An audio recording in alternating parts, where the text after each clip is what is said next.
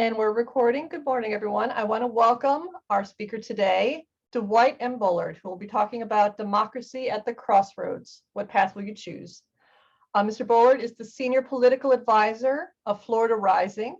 He leads the organization to bring political education and awareness to underserved and often marginalized communities. He uplifts people in a way that makes him the masters of their own destiny. In 2008, he was sworn into office as the representative of District 118 and was reelected subsequently. In 2012, Senator Bullard was elected to the Florida Senate, where he served as vice chair of Transportation and Agricultural Committees. He reserves membership in the Democrats of South Dade Club, the Ron Brown Democratic Caucus, 100 Black Men of South Florida, and many, many other organizations. We are privileged to have you today. Thank you so much for speaking with us. Thank you so much for having me. I want to say good morning, and just good to be in a very positive space. I mean, the world offers oftentimes too few of these moments, and so it's definitely not lost on me. And thank you for the invitation. I guess I'll just roll into it. Well, first things first, I want to tell you a little bit about Florida Rising, and I'll drop our information in the chat. Florida Rising is a state-based social justice and civic engagement organization looking to build power throughout the state of Florida.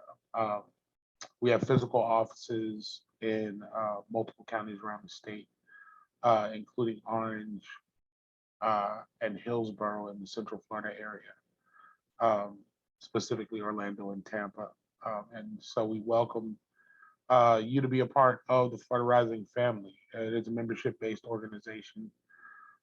We do encourage folks to become members and be active participants in the work that we do. To find that information, and I'll leave our website in the chat so that you all can peruse and find out for yourselves a little bit about the work that we're attempting to do to make Florida a little more welcoming than it's trending right now. So when we talk about this notion of democracy at the crossroads, I want to preface by saying that for 17 years, I had the honor and privilege of being a public school teacher, teaching students in Miami-Dade County. I say that to say that this may come across a little professorial, may sound a little like a school lecture. I apologize in advance if you detested history lessons growing up. I'll try to make this as user-friendly as possible, but kind of want to give a sense of context because we find ourselves in a unique but not unfamiliar place in American history. The reason I say unique but not unfamiliar is because, of course, we can always mark stark progress in terms of technology, accessibility, our ability to connect with one another being uniquely different than we've ever seen it.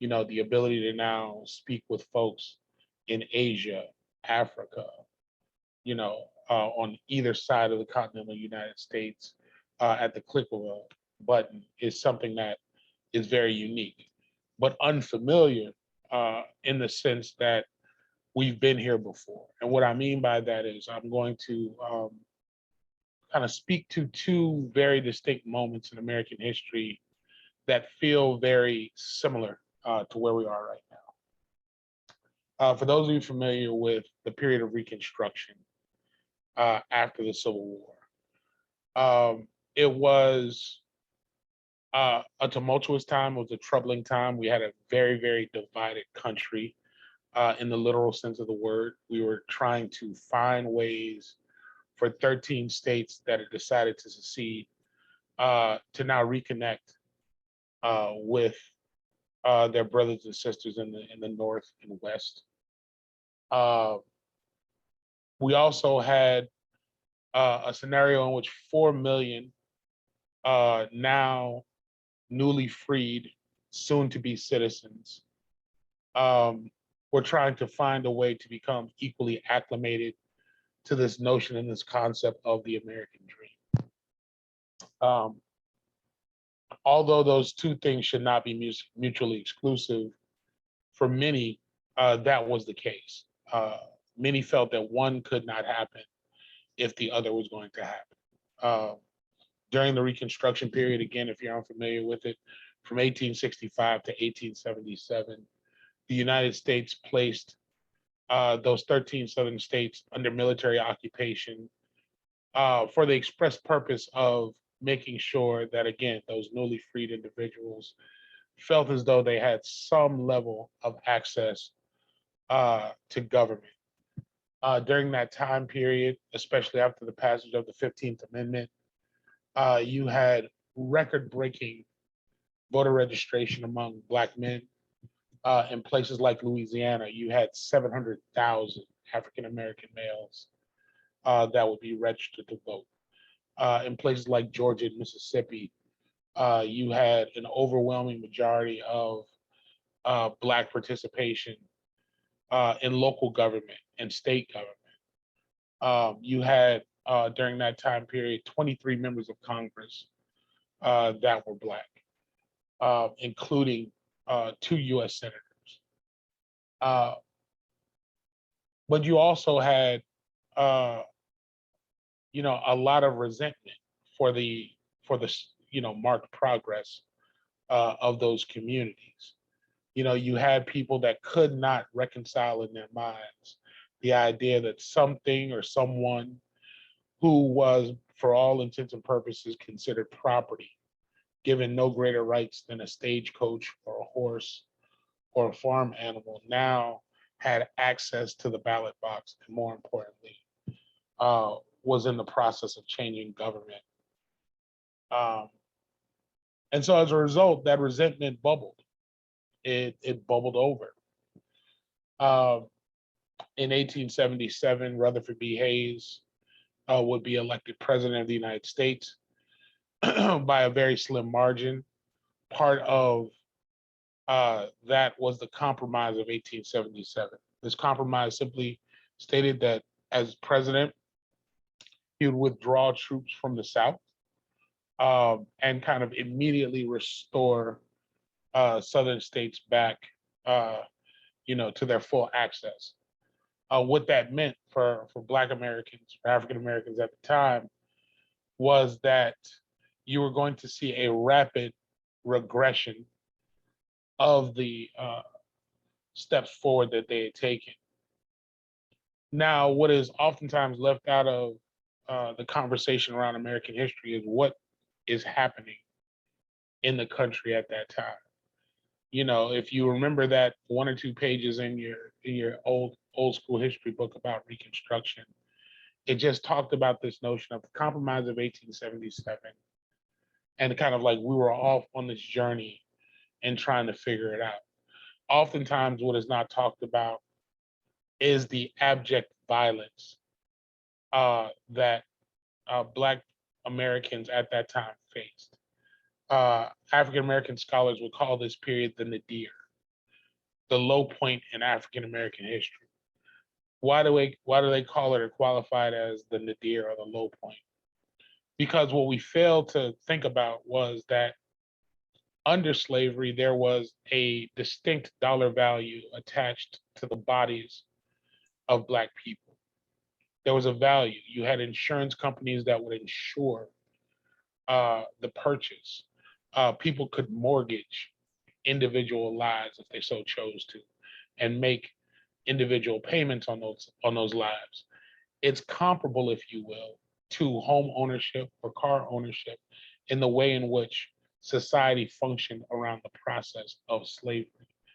It's hard to think about the idea of human beings being subject to this condition, but the reality is, nonetheless, that there was several institutions that had encapsulated the notion of what this was, whether it was insurance companies like AIG or Mutual of Omaha or whomever, the old Lehman Brothers, insuring these individuals. You had, folks in the North, even though they did not, may not have been participating directly in the institution in terms of the actual processes of selling and auctioning off enslaved persons who would still financially benefit from this. The banking industry, institutions like Bank of America in their previous iterations, who again would help finance these types of occurrences. I say that to say that in the period post-Reconstruction, you no longer have a dollar amount attached to these individuals, which means that the Black life in the eyes of many had no value. Why do I bring this up? Because the nadir represents a time period for Black people in this country in which you could literally be killed for walking. You could literally be killed for standing. You could literally be killed for speaking out. You could literally be killed for doing nothing. Yet the actions, the violence were wholly endorsed in many cases by local, state, and federal governments during this time period. You had constables and sheriffs that would participate in the violence. Ida B. Wells would go around the country and document some 5,000 recorded lynchings during this period in which individuals were murdered, oftentimes with crowds gathered to witness and bear witness to the murder of these individuals. Now, why and in which way does this have to do with kind of like this notion of democracy, right? The reason I bring this up and the reason I'm stressing, the violence that occurred was that oftentimes what we fail to think about as we think about this time period is that we as a country had an opportunity.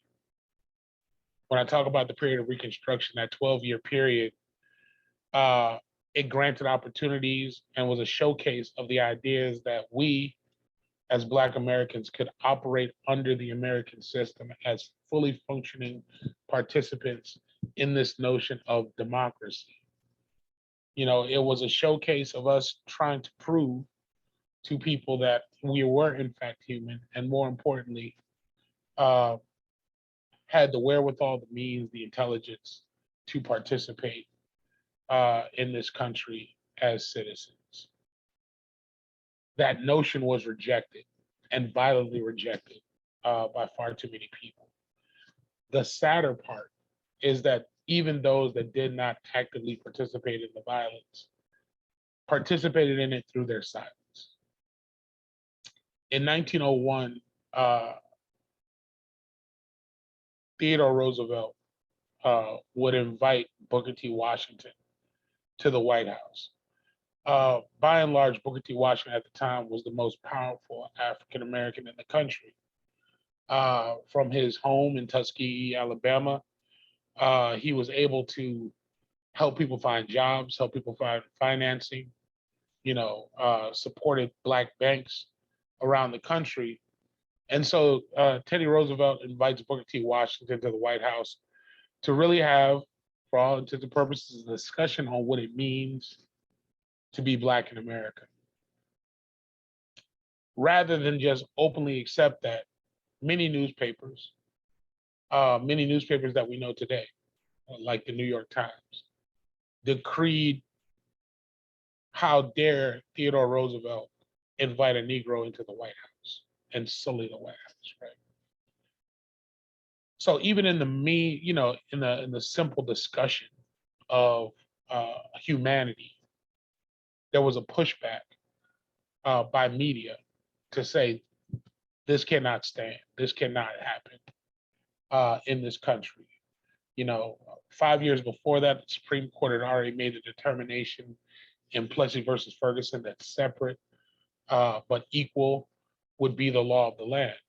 So there is no need to invite Negroes to the White House because we've already determined that there are going to be two separate Americas, right? So fast forward, in the midst of that, African Americans are marching along trying to find some level of station in this country.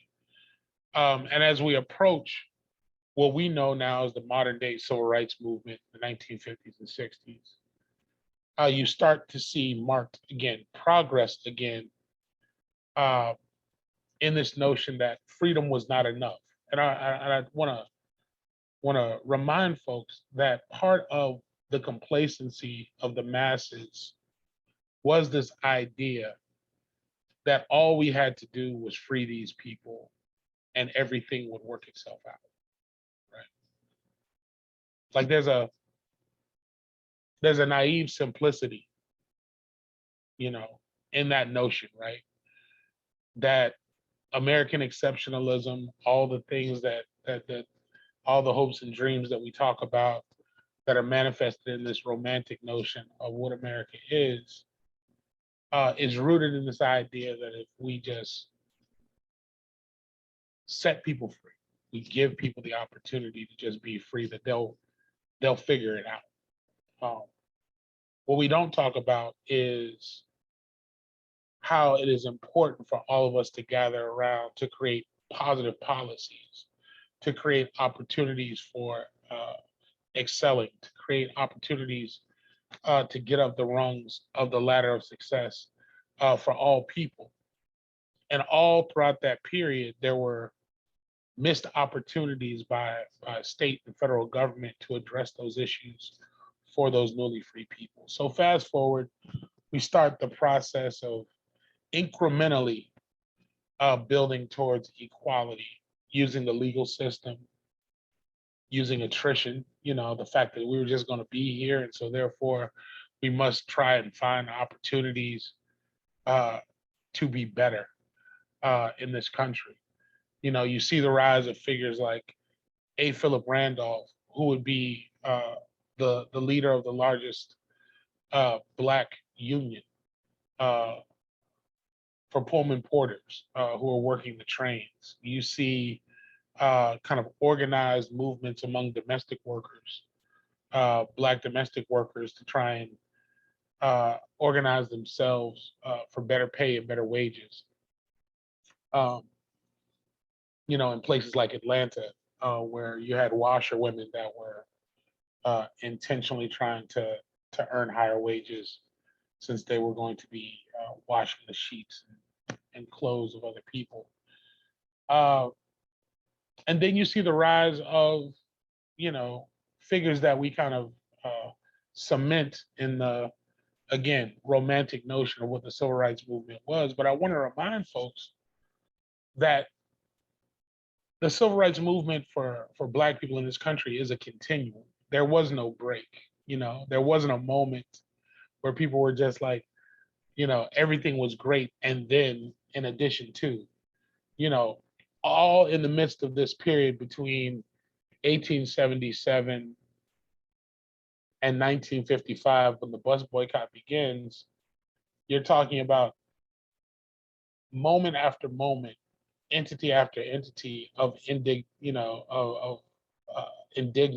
of lack of opportunity, of lack of access, of lack of compassion, for people to recognize the humanity of this group of people. But in spite of folks made it. But oftentimes American history will put these as two kind of separate entities. This notion that we had this dark period, and then all of a sudden, mysteriously, after World War II, after we spread democracy abroad in two different world wars, that we had this enlightenment period, right? Called the Civil Rights Movement, where it was, you know, everyone kind of woke up to the idea that because we defeated Hitler, you know, or defeated, you know, Tojo in Japan, that now the American people were going to rally together to create these moments of opportunity for everyone. And I wanted to just, you know, let us marinate on the idea that that was not the case, right? That had never been the case. Um, One of the great criticisms of the American experiment was the very notion that during World War I, where Black troops that were fighting had the opportunity to experience what integration looks like in places like France. The opportunity to eat and drink amongst their white peers was something that many of these troops appreciated. But it was, you know, the American government at the time that would send Robert Russell Moulton into France to remind those Black troops that they would not experience full integration upon their return. Part of what you end up seeing as a result of that is a generation of Black soldiers coming back into the country with this idea of the possibility of freedom and what it looked like, what it felt like. And in their expression of that, you'd see a rejection. You know, you see that happen in places like Rosewood, places like Tulsa, Oklahoma, places like St. Louis, where race riots would take place, where African American men returning from war would be viewed as uppity for having had the notion or idea that they could express that freedom. Fast forward again to World War II, same thing happens because now you have a new generation of African American men who participate in this war again, like their fathers before them, who had participated in World War I, are now seeing that the possibility of a greater humanity where everyone can be linked together in one common struggle, live and work amongst each other without, you know, fear of retaliation or rejection was a possibility. And so they come back. Folks like Medgar Evers come back into a place like this. I heard, you know, the mention of Harriet and Harry T. Moore in Florida would come back into these moments and spaces with the hope, with the aspirational hope that we could finally get this thing right, right?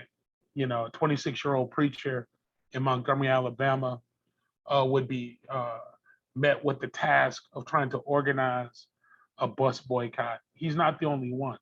C.K. Steele in Tallahassee would be met with the same challenge. Theodore Gibson in places like Miami would be asked to step up. You know, faith leaders from around the country would be asked to step up and try to challenge the system around this notion of what equality looks like through lunch counter sit-ins, through bus boycotts, through moments of opportunity to agitate the country to move in a proper direction. And so, again, we see, you know, throughout the 50s and the 60s, the rise of these figures, the Ralph Abernathy's of the world, who are now using their notion of biblical justice, you know, biblical equality, a faith-driven equality, to try and step up and make America be as good as its promise,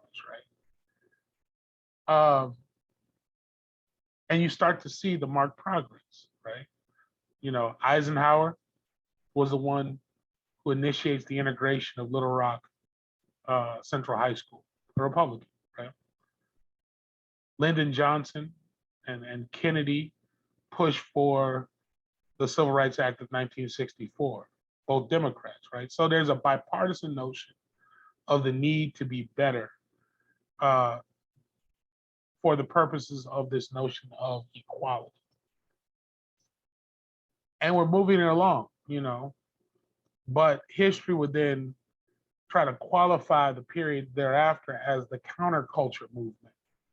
That somehow the presence of these so-called agitators who were both anti-war, pro-peace, and pro-people were somehow the problem children of the time period, right?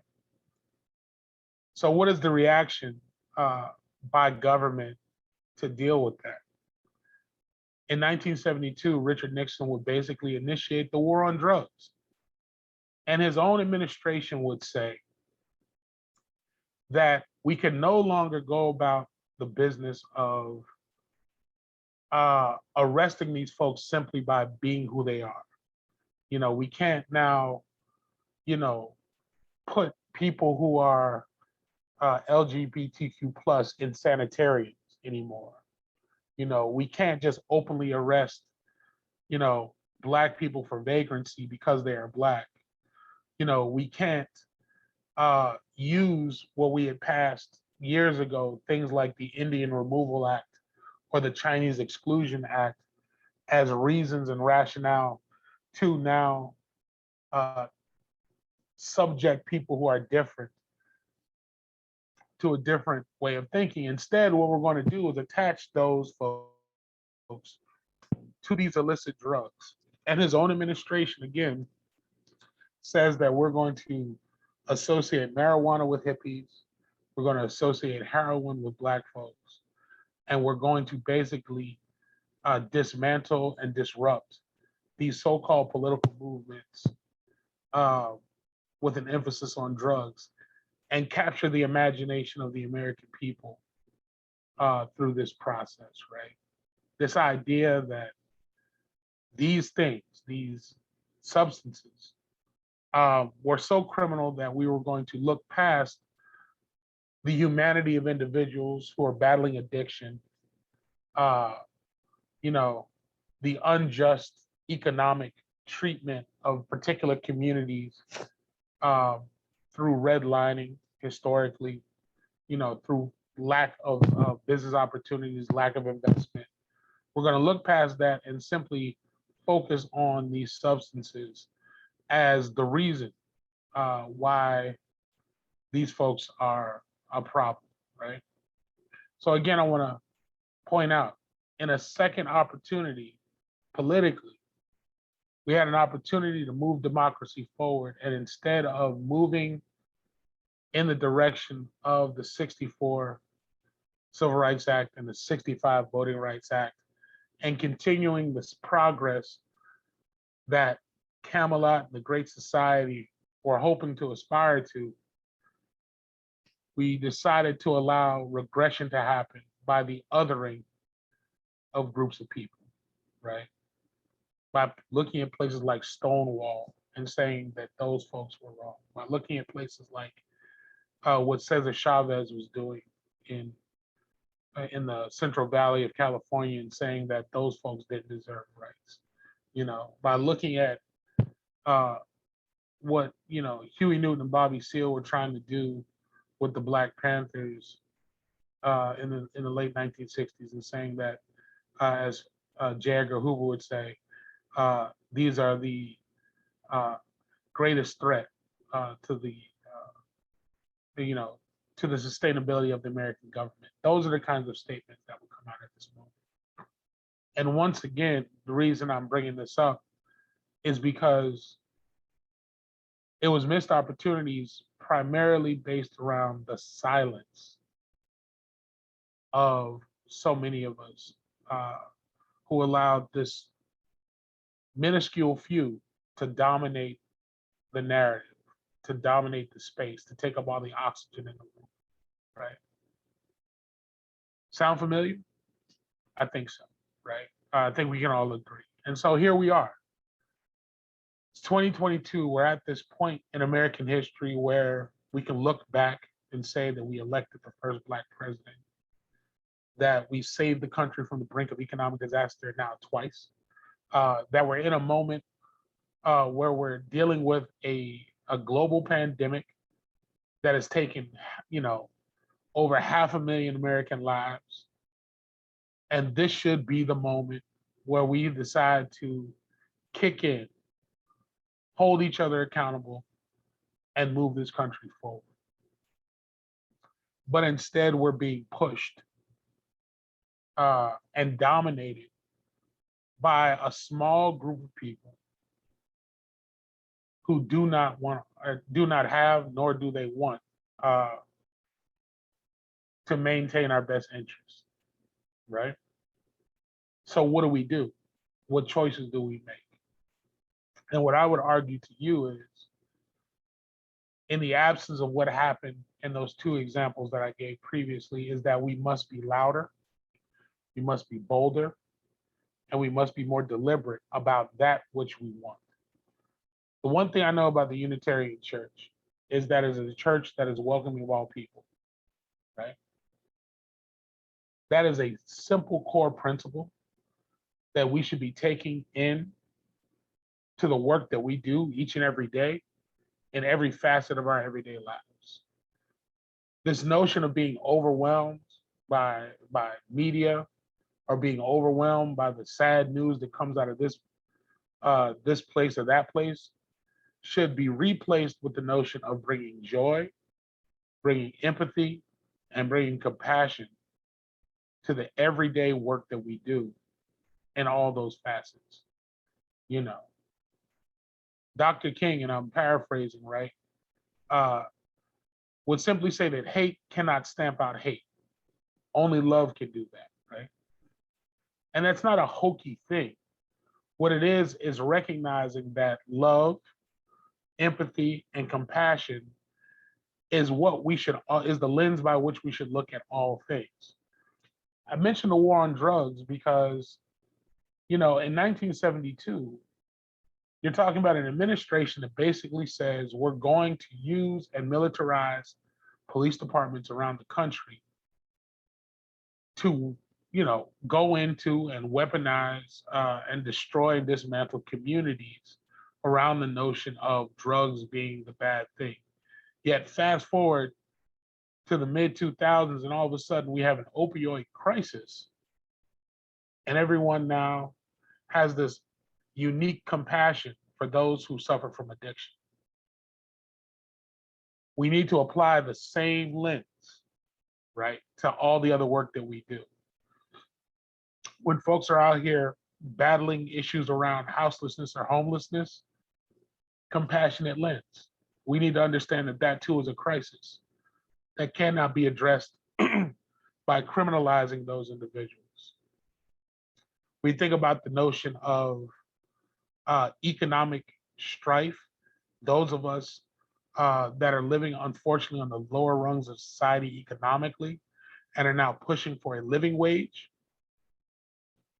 We have to look at it through the lens of compassion, empathy, and love, in the sense that understanding that, to pay $1 more for a hamburger, if it's going to allow somebody to have a $15 minimum wage, should not be a problem for us as a society. We should be a society that understands the notion that healthcare is a right. It should not be an option. That if we're going to, lock arms with 350 million of our brothers and sisters, that we have to lock arms with them, and understanding that, their basic needs have to be met in order for the society that we believe in to function. We have to also recognize that incessant criminality and mistreatment of communities, especially communities of color, is unsustainable as a society. We've tried this experiment before. It has shown itself to be a failure. And so therefore, we must now find a new and innovative way to showcase our ability to love each other in the most radical way possible. And that is to imagine a world that does not require 2.5 million of our brothers and sisters to be locked up indefinitely in spaces that are now becoming more and more privatized rather than government run, right? So if we can believe in these things, if we can imagine, if we can challenge ourselves to radically imagine a society that is representative of all these things, then we can definitely organize ourselves, organize our communities, organize our friends to look at, things differently. And we can push government to be better than it's been in the past.